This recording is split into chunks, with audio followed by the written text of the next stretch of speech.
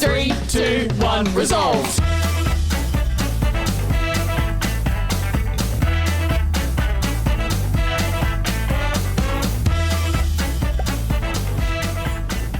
I didn't know that was going to be fade out. Hi. Do you want me to redo it? No, we got this far. Okay. Good energy. Hi, everyone, and welcome back to another episode of 3, 2, 1, Resolved. I'm Lance, I'm Dave. and here on this podcast, we're going to be talking to you about some unimportant things, We're going to try and make them important. and then we're going to resolve them. I think that's what we say. Yeah, we try. That's a good effort. I don't know how many times we've done it, though. I also was thinking back to the other episodes that we've done, and I was like, we've got a lot to do. We'll cut this out. I want to talk to you about the beverage you have in front of you. What sort of red wine is it? This is a late harvest. It's an 80-20%. I believe it's an 80% Shiraz, a 20% Merlot, I want to say. Mm-hmm. And it's a wine from Moffatdale Ridge Wines, and it is fantastic. Which is where? Moffatdale Ridge is about 3 hours out of Brisbane. Okay. There's So, not like- a lot if you go 3 hours out of Brisbane. No, there is 4 wineries on a ridge. Yeah. Other than that, there's not much. Well, tell me, why in the world would you go 3 hours west of Brisbane to one of 4 wineries? Because a couple of years ago, I was given a glass of wine I was told that it would change my life. It was at Christmas. Mm-hmm. I was already quite sauced up with other beverages. Those conversations that happen at Christmas when a family member comes up to you and says, I'm going to change your Family life." member, my auntie Trish, Right. walks up and goes, "You should try this wine. It's going to change your life." I Right. said, okay. I took a sip. Nothing changed, but it was a great wine. It was a fantastic My wine. life is still the same. Now, it's a great winery. You actually can't find it in store. The only way to get the wine is to order it online or drive out there and take it by the carton home. Make the trip. Yep. So now, because we have it, we order it a carton at a time. That lasts us a significant amount of time, and then we just order it again. Fantastic. That was deals. great, you pretending it was significant amount of time. It was an amount of time. You almost had me. It was an amount of time. That may be significant to some people, not significant to others. Yeah, carry on. Great drip. What are you drinking, Dave? Ah, What are well, you drinking? I'm also drinking the fruits of Moffatdale Labour. I think it's a nice wine as well, but I think it has more significance to you I mean, than yeah. me. Great wine, right? But Great Australia is Australia is famous for making wines. Like, we win awards. We beat France in the Champagne Award, which is where Champagne is from. When I picture Champagne, the only city I can think of is like Monte Carlo. No, Champagne is the name of a city. That's a city? Oh, yeah. Oh. You make me sound pretentious. Anyway, I want to go back on my rant because you got me on it. All right, go for it. Australia has so many better locations to grow wine than 3 hours west of Brisbane. That's why there's only 4 wineries. That's my point. Okay. All right. I And know they're mostly valid. I think I even said to you, it's quicker to fly to McLaren Vale than it is to drive out to Moffatdale. Yeah, but you missed the experience. You get another one. It's a good experience driving out there. Look, I get the whole, let's support Queenslanders. They're taking on a tough challenge to grow wine. And I know that if you go 3 hours west and then 2 hours south, you get to a better winery region. But still, you got Hunter Valley, you've got McLaren Vale, you've got Adelaide Hills, you've got Margaret River, all down around Australia that like just clean up at the You got awards. Jacobs Creek, Jacobs Creek. Penfolds. Yeah, they're all down south. We drove through them. Yeah, I know they're down south. So that was the wine region that I think either you or Meg slept through. I think it was Meg. I tried Meg slept through it. No, Yeah. I was awake because the day before that I had been mercilessly attacked by the driver I don't of know that what you're van. talking about. Yeah, you don't know what you're talking about. Yeah, okay. But look, other than Queensland being known for bushfires, we've got to be known for something else. And Do I we? feel like Moffatdale Ridge is a good answer for that. I think it's great what they're doing. I love the wine. But again, it's more significant to you because why? Well, it's actually where I spent my first 1 year anniversary with Meg, my wife, who the viewers, if they've been keeping up with us, know. She's been in other episodes, that's right. She's been in the first episodes. Yeah. 1 year. When was that? The 6th of November. I should know that, and I do know that. It was a test. I didn't have to think about that. Yeah. That was an immediate answer. So that was 2 weeks ago? Yeah, about that. Married 1 year and 2 weeks, really, right? Married 1 year and 2 weeks. Yeah, we went out to Moffatdale Ridge. We stayed in an Airbnb. It was right in between all the different wineries. Our favorite being Moffatdale Ridge. Funnily enough, being the one that we didn't visit. Instead, we just ordered our carton online and sent it back home. Did you? Yeah, well, no, we didn't have to go visit that one because we get our cartons at a time. It's a tried and tested. Exactly. You came with us the first time. I we did. went there. Yeah, it was great. I travel with them. He travels with us. Here's some more footage. Is there footage? No, there will be. It's the one where Meg pans across and it's like super romantic and then I'm in it and I'm like, hi. Okay. That's going to be great for the audio listeners. Yeah. Here's the footage. Yeah. Hi. Hi. Anyway. What's the difference between a vineyard and a winery? A vineyard and a winery. Yeah. Aren't they the same thing? One just serves wine. One's the testing I don't area. know. You went there. I didn't learn that much. I just drank wine. We still bought a couple $100 worth of wine at each one of them. How old are you guys again for our viewers? 25. Viewer. Viewer. It's just mum. Hi, mum. It's just mum at home. You're 25 and you've been married 1 year and 2 weeks. 1 year and 2 weeks. I feel like you can't screw that up. I feel like you're so young and full of life and energy that it would have just been a 12-month honeymoon, right? Oh, I mean, we haven't dropped off the honeymoon period, but there's a technique to that. There's a technique. There's a technique. For we just found. Tell us, a young one. I will. I'll tell you with my whole 1 year of wisdom. Yeah, please. let me impart my wisdom. Give everyone an opportunity to get their notebooks out to take notes. Hold on. All right, I'm ready. Ah, right. Yep. I'm ready now. I'm holding the wine like a wise man. No pressure. No pressure. Can't wait to hear these words. Look, I don't actually agree with advice. I don't think advice counts. What I can do is explain my experiences and my history, and I like to let people take from that what they will, because I don't think advice works because everybody's different. Everybody's circumstances are different. Everybody's experiences are different. So what works with Meg and I to keep alive, and yeah, we're only 12 months in, but dead set every day feels like we're still on our honeymoon. Oh, fantastic. Don't get my sick bag. Don't hit me with that cheese. Yeah, all right, no. you keep that cheese I to yourself. thought I wasn't lactose intolerant. Yeah, well, There. you know what? Cheese is cheese, and it still counts. How are you going to keep that high for the rest of your life? What's your plan? The rest of our life, I don't know, but it works so far. Well, for us, What, do you have a secret? nothing's a secret in a marriage. Or is it a case of making mistakes until you get it right?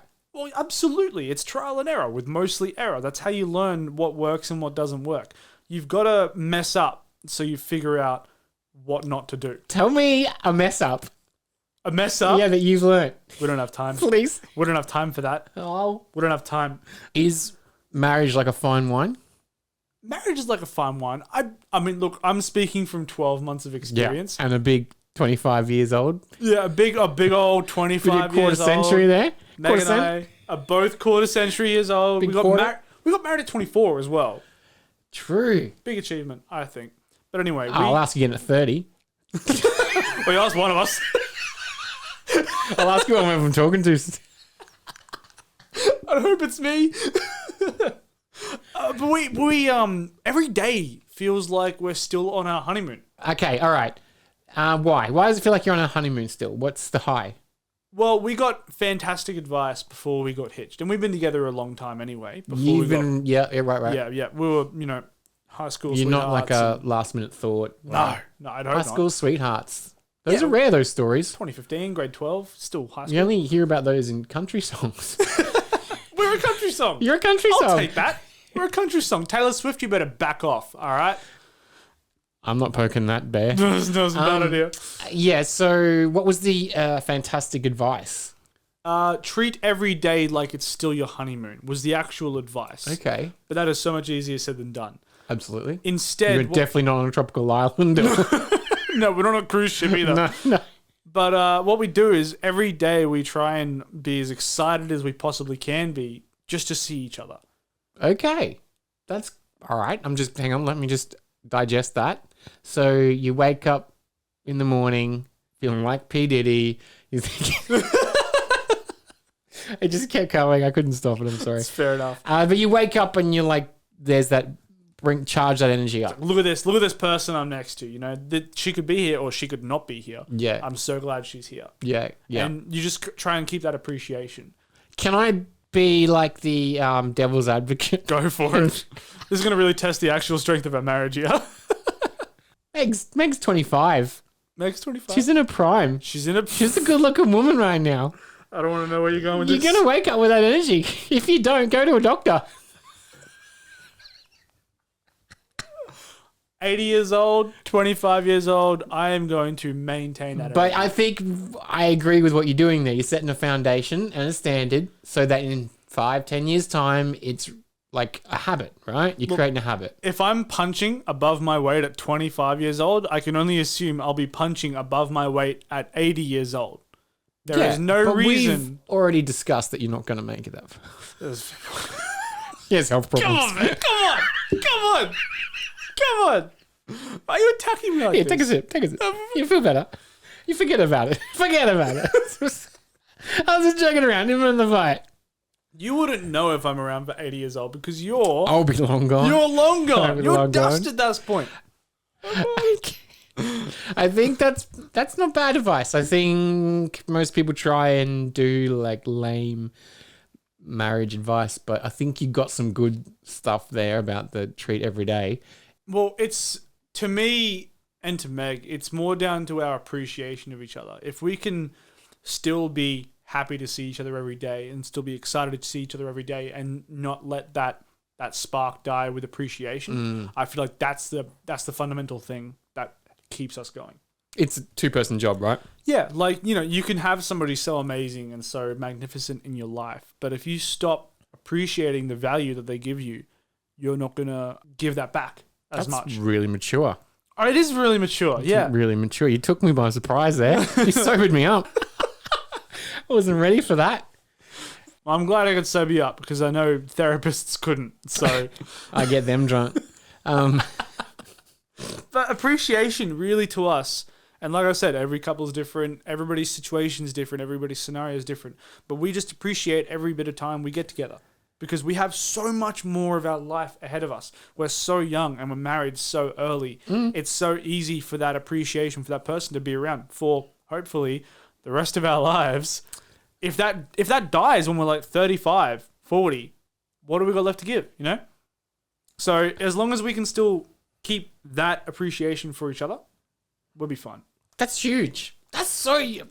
You guys, you're like a fine wine. You're rare.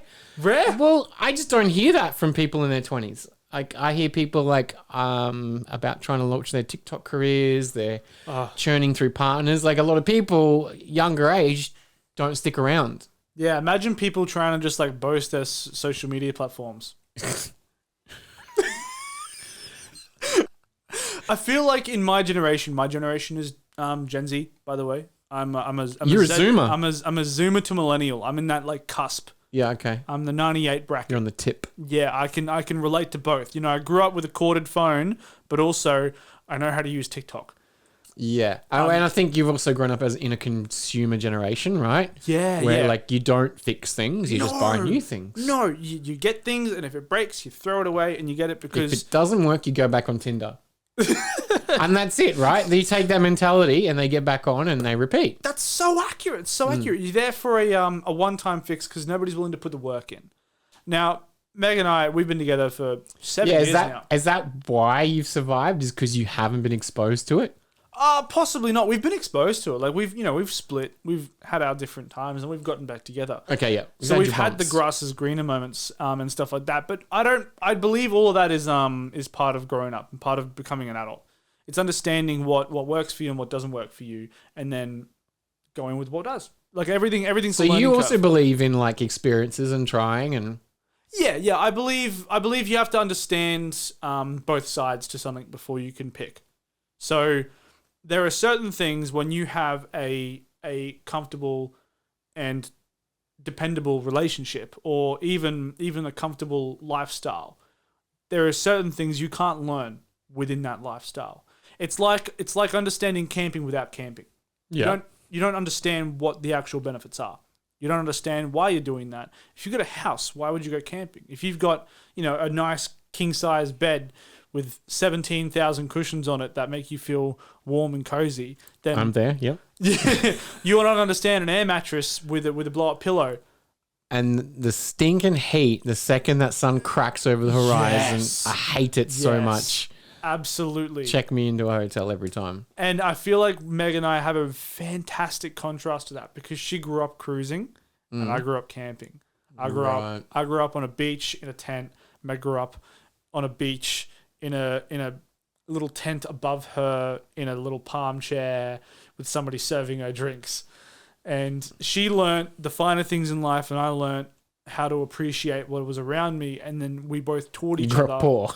No, I didn't grow up poor. That's the picture I'm getting. No, I did not grow up poor. That's not what I'm saying. I grew up. That's the problem. I grew up appreciating what was around Come me. home from school, hopped in your tent. I feel like I'm shining a bad light on Meg here, but no, we had the opportunity to teach each other different. You brought your avenues of life. experiences, right? Exactly, Yeah, exactly, and we learnt off of each other, and that's a core part of becoming one unit because you have to operate as one.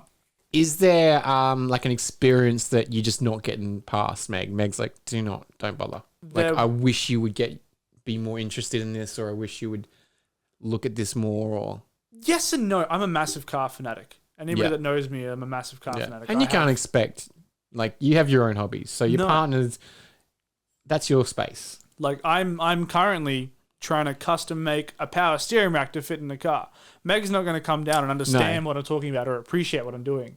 And she doesn't come to too many car shows with me. She doesn't do a lot of that stuff in the hobby, but she appreciates so much that it's something that I am so passionate about, and she can respect that and support me in that role without having to, come camping with me. Yeah, okay, a good metaphor. Exactly. Yeah, she can let me go camping. She doesn't have to come camping with me. She can let me go to car shows. She doesn't have to come with me, but she can appreciate the fact that I appreciate. Hey, I'm going camping. Yeah, kind of thing. Going camping. Okay. Is there something that you won't get over? You won't get past? You'd be like, no, that's your thing. I will not be doing that. Oh, not really. I want to reference the 12 towels that have just been bought today. Okay, there's one thing that I'm going to get that I mentioned very briefly earlier that might have sounded like a stab because it was. Pillows on the bed. Now, don't get me wrong. Married life problems. I've got style. I understand home design, but I'm still a very minimalistic person. Like, I prefer... That's a dude thing. 100%. I don't think it's fully a dude thing. Have you seen that meme where it's like a dude and a mattress and a TV and that's it? That's all he needs. I get that, and I do appreciate that, but at the same time, like, I do like... What I'm saying is, like, I do like the styling of the house. I do like that sort of stuff. But every time I come home, if I have to pull 10 different pillows off the bed just to use one of them... Preaching to the choir here. I'm going to lose it. Yeah. Meg loves that stuff. She's extremely stylish. She designed our set. She designs everything in here. I wonder what that is. Like, I think if anyone out there there's no one out can there. educate us on what the pull is on that. Is it the aesthetics about walking into the room and seeing that? To me, somebody with 20 pillows, lonely. Why? It's like a comfort pillow. The pillows come off though. Like, you got that body pillow person, but I reckon there's those people that just like climb into bed with 20 pillows around them. And if I'm attacking anybody here, I think you are. So be it. Because I'm about that. I'd be about that. I'm attacking you. I don't feel attacked though. You should though. That's I'm what I'm not, saying. because I'm okay being lonely. There's comfort. I have 12 pillows. Do you know what I mean? I have 12 reasons why. Right, and we're sending this audio to Dave's therapist. The one bed I always wanted as a kid and still want as an adult Race car bed. doesn't exist. I'd have to wait till I become stupidly rich to have it made. It's Superman's bed. Superman's bed. From the Fortress of Solitude. He's got this bed that's like the size of the room we're in, and it's probably like the size of like a large spa.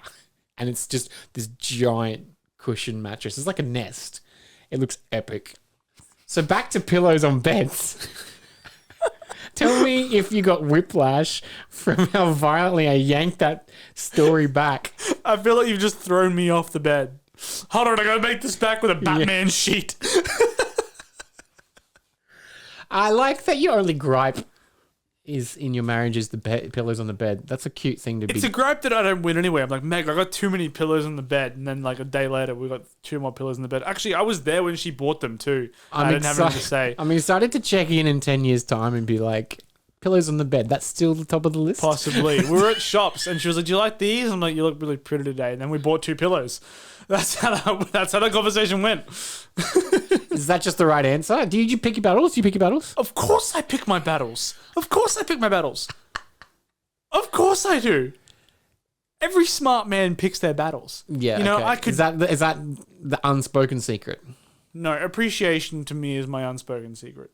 The unspoken secret is always communication. Yeah, okay, good. The answer to every discussion is going to be communication. That's just the end of the day. It's the most important part of a relationship, in my opinion. Any relationship? Any relationship, it has to be communication. Because if somebody's feeling this way and somebody's feeling this way, the only way you're going to meet in the middle somewhere is if you can tell each other how you feel. If you've got poor communication, you're not going to get anywhere. For example, say if Meg got home and If Meg got home. If- Is it a bit... This is all a hypothetical. Stop trying to throw buses at me, sir. Okay. Please. Thank you. This is a hypothetical. Uh-huh. If Meg was to do something that I wasn't happy with, and instead of approaching her and talking to her about it, I let it get to me. And later on, I made a snide comment. All Meg's going to hear is, Lance just made a snide comment at me. Out of the blue, right? Exactly. Blindsided, snide comment. Where'd that come from? So Meg will, instead of communicating to me effectively, arc up and say Battle something back stations, to me. right? And then you're immediately both on the, well, I've just been attacked. Now I've got to defend myself.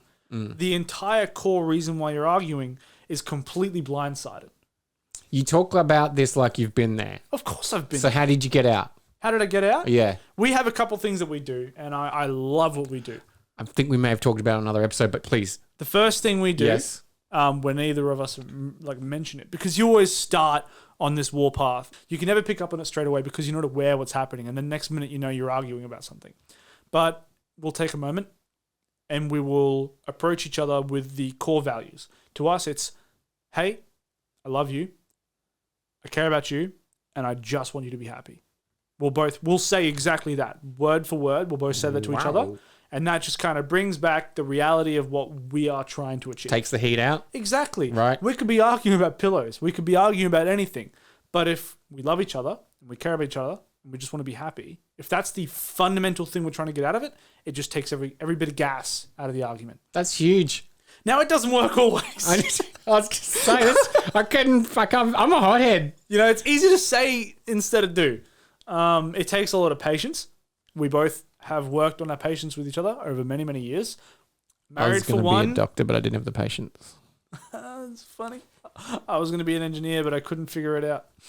That's not a joke. I was just not smart enough. Fuck. Fuck. I wanted to be a marine. Tell me more about how your marriage works. My marriage is good. He's reading notes off his hand. That's what's going on It's here. actually There's written no in the back way. of my hand. No, it's not. No, it's not. I'm just wise.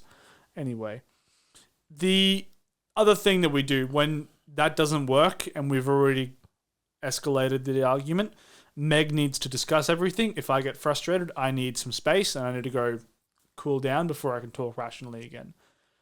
What I was doing wrong there was I was always saying, I need to cool off. And she'll be like, well, when can we talk about it again? I'm like, I don't know.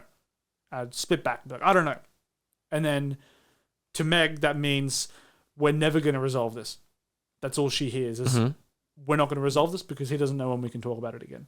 So no matter how frustrated I was, no matter what we were talking about, I would say, you know, I need to go have some space. She'd be like, when can we talk about it? And I'll spit out an answer. I'd be like, yeah, I need 5 minutes. I need an hour. I need 30 minutes. It doesn't matter what the answer is.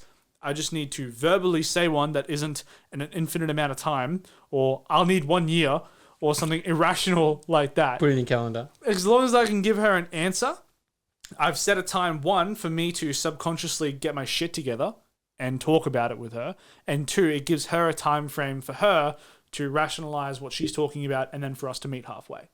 So it's not calming down. It's more or less about giving us both a time to figure out what we need from that discussion. Because what people will do is they'll express how they're frustrated, express what they feel, but not actually listen to the reasoning from the other person. And it won't go anywhere. You're just yelling at each other, or you're just talking at each other, and you're not getting anywhere because you're not listening to the other party.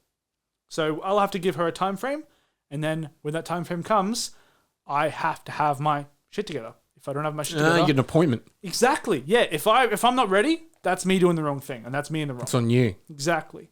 The other thing we do is when we do reconvene, or even during an argument, if we've managed to simmer down that level, we both apologize no matter what. No matter what the circumstance is, we will both say, I am sorry, even if it's, I am sorry for being shitty. We say that to each other whenever we argue. One of us is saying, I'm sorry for being shitty. And then we'll be like, yeah, look, I'm sorry. I may have said the wrong thing. Or, hey, I'm sorry.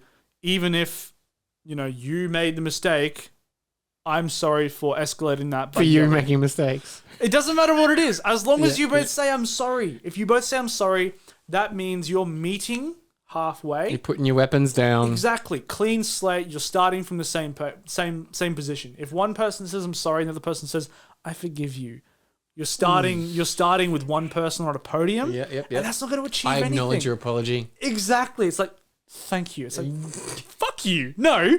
I take it back. Yeah, exactly. And that's the first response, is if somebody doesn't acknowledge what they've done wrong, even if it's minute, even if they haven't thought they've done anything wrong, if they're not acknowledging any part of an argument, they're immediately in the wrong, because it takes two to tango. It takes two to argue. It's funny how quickly people can go to argue. Everyone's got something in the chamber, right? Yeah, it's like that. It's like that ego, right? We got to protect ourselves. We go straight into defensive mode. Even though you've made these vows to spend the rest of your life with each other, the minute something, and I'm not just talking about you guys, but any sort of relationship, right? Everyone's just like, boom, straight, battle. I'm good. I'm good to go. It's amazing how quickly you can be like, this person, I want to spend the rest of my life. This motherfucker. Yeah. And then like we are programmed to work together in communities to survive. Yeah. But anything that doesn't go away, I glaze over all the time, and it's not a skill. I would not call it a skill. Do you think that's more of your level of patience or lack of? So we spend a bit of time hanging out. We've got Meg, my wife, and a couple other friends in our group that we go out with, and one of Meg's less finer I'm liking this. Go on. all right, let me answer safely. Hold on. One of Meg's less finer features is her inability to have an adult palate of food. She doesn't like a lot of foods, all right? She's a picky eater. No, I'm not. I'm not taking a jab at Meg. No, I'm taking a jab at you. She should be allowed to be here to defend herself about that. She should be here to defend herself, but let's ask Meg, all right? She's not here. She's not here. She's not here. That's all right. My point is that I think I once upon a time was like you. Yeah, but what I'm going at with this is you're impatient with this issue. We'll talk about something. We'll name a couple of things to go and eat. My clock is ticking And instantly. Dave's like, right, okay, I need to eat in 10 minutes or I'm going to rip somebody's head off. No, it's not a hungry thing. It's a decision-making thing. I can't stand this gaggle of people standing outside a restaurant umming and ahhing because not everyone's always going to agree. It's an impatient thing. Yeah, and I'm impatient at looking at that. I'm getting annoyed talking about it because I'm picturing us outside Hong Kong Lane at Chermside. You idiots can't decide. But you think that everyone's on the same level and you can't get your head around that you're not. You just have to accept that someone in the group is going to be like less, full because of the things that are on the menu. But you can't. You want to make everybody happy. You can't do that. That is politics. That is humans. You can't do it. So you have to come to the middle ground and be like, all right, well then I'll just have the fried rice. But you won't do it. Breathe.